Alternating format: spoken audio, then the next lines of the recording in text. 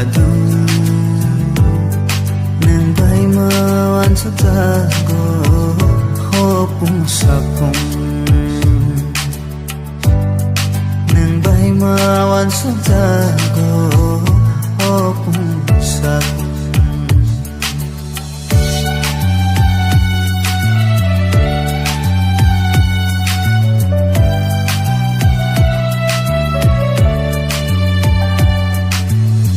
Manggo boneng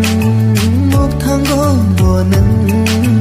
nono mang sibus kanggo mana muchunggo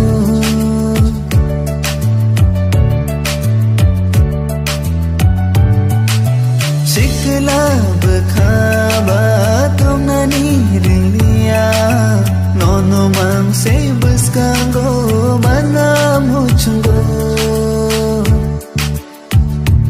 nang bay mangtongan kalisano nang bay mangtongan kalisano puila puila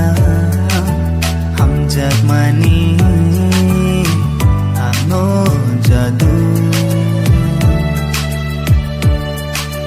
puila puila Furmani amno no oh jadu nang bay mawan sa tago hopung sapong bay mawan sa tago hopung sapong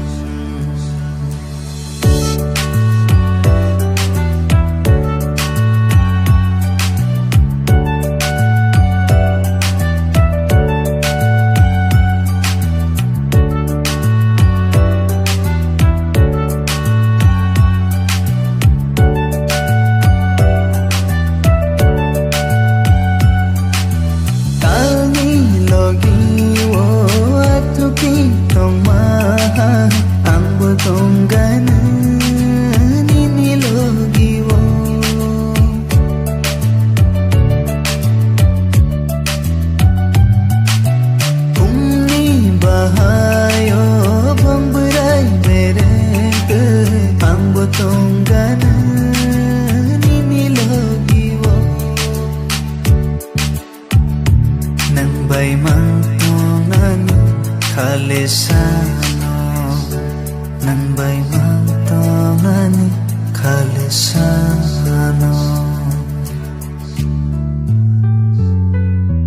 puila puila hamjak mani ano no oh jadu puila puila Furmani amno no oh jadu nang bay mawan sa tago hopung sapong nang bay mawan sa tago